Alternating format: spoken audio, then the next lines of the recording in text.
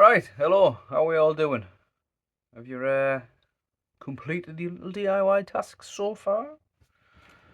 Obviously not, that's why you're here for a video. So today, I'm going to talk about wall plugs. What does a wall plug do? Why is it important to choose the right one? And what are the different ones that you can use?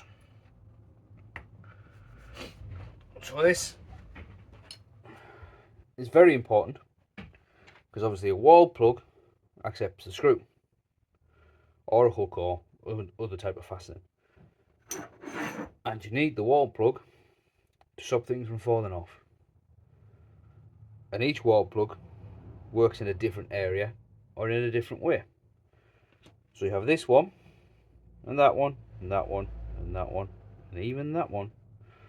All work in solid walls. Brick, breeze block, concrete, stone, they all work in a solid wall. They will not work in plasterboard. You could possibly get away with using one of these or the blue one if you wanted to put a lightweight picture hook on a plasterboard wall. Personally, I wouldn't bother. Plasterboard, you got these two. These are my favourites. So we'll separate them off. This is a lightweight plasterboard fixing, and this is my favourite for anything heavy duty. It's called a spring toggle, and I'll show you exactly how all of these will work in this scrap piece of plasterboard now. So what you need to do is you would need to drill in for the solid wall a hole the correct size of the wall plug. So that's an 8mm hole. We'll put an 8 there. That's a 7. That's a 7. That's a 7. In fact, this one, in some walls, you can get away with a 6. So you get a breeze block looking thing, which is actually called thermalite, which is a very lightweight block you usually find on the inside of walls of new builds. Doesn't take a great deal of weight. It's easy to drill into. And so what you can do is take a size down. So you could drill a 7mm hole and force that wall plug in, and that will get a better grip in the lightweight thermalite blocks. These, same thing, they're just a little bit longer for going in further. So we'll get rid of them because we don't need them. We're going to look at these two. So as I said, you would use that for a lightweight picture hook. You could have a shelf and use these in the plasterboard if you intended to only put lightweight things on the shelf and the shelf itself was lightweight. Because you may have, if you can see, if I sit back down, you may have a bracket for a shelf that looks like that, and it has the shelf bracket there, and it has a hole and a hole and a hole and a hole. Then you would have your shelf fitted across, and you would have the same again. So that's spreading the weight over a greater surface area of the wall, so you could get away with using these if it's only going to take lightweight things. Anything heavyweight, like a TV, radiator, larger shelves, cabinets, anything like that, you want this bad boy. I have put countless TVs, radiators, things heavier than myself in normal plasterboard walls using this. There's certain assumptions that you have to make. You have to assume that whoever put the plasterboard on has put enough screws on to spread the surface area, and that there also is enough studs in the wall that the plasterboard is attached to, and the studs are going to then take the strength of whatever you're putting on. These are assumptions because you can't know for certain how that wall was built before you got there unless you built it yourself. So if I was building something from scratch and I knew I was something heavy there, I would have my studs coming down the wall, and then I would actually fasten a thick board in between so that when I screw through the surface of the plasterboard, I'm going straight into timber that is also attached to the timber studs. You don't always have the option of doing that. Like I say, you can only do that if you're building your wall from scratch. If it's a house you've just moved into and you want to put a telly on the wall, just get a set of these bad boys. These work best with something called a spring toggle gun, and I'll show you how that works in a second. You can potentially use them without using this, but it doesn't always work out.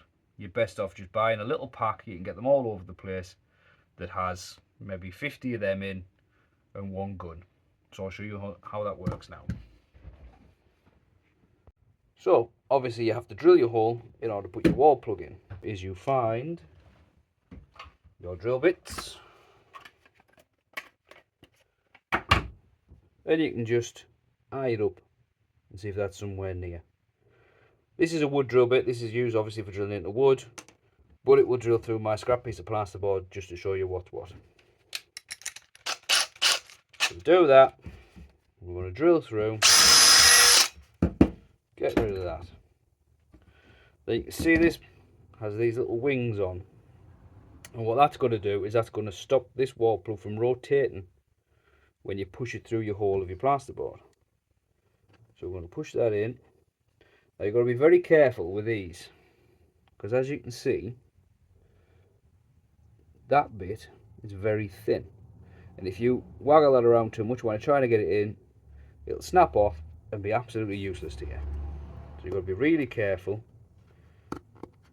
Now I can push it in with my fingers, but you might need to use a hammer, and then you can see how that gets a bite behind the wall.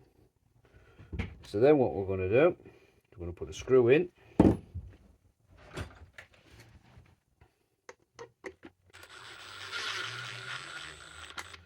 So the screw goes in, grabs a hold,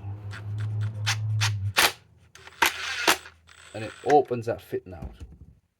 Now the screw that I've used is actually a little bit too fat, so what you can see there is it's actually misshaping this wall plug. So that wall plug, in actual fact, hasn't got a hold of anything really. It's relying on the two little wings in the plasterboard. So that is what you've got to be careful. You've got to use the right size screw for the right size wall plug.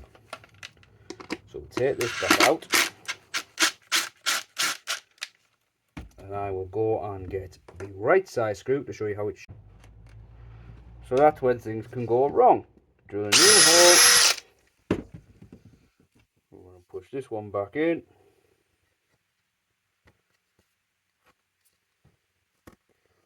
I say back in, we're pushing it in for the first time. Then we're going to screw it in, and then hopefully you can see how this works.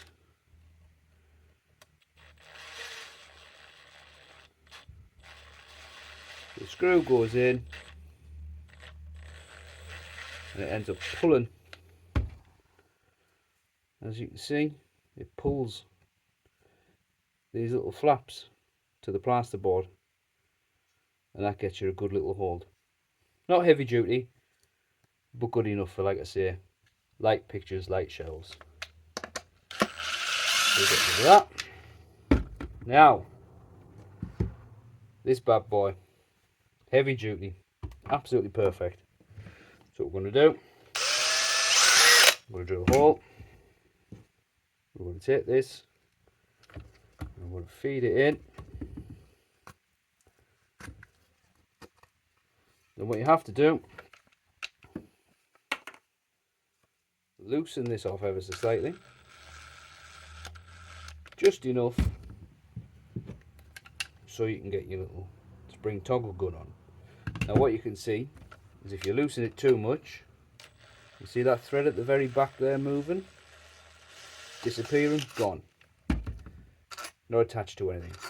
So that has to have a good hold there on this back thread. So you get your spring toggle gun, and all you do is you squeeze. You see what that does there? Pulls it really tight to the plasterboard. Look how much of a surface area that covers. Tighten it a little bit more,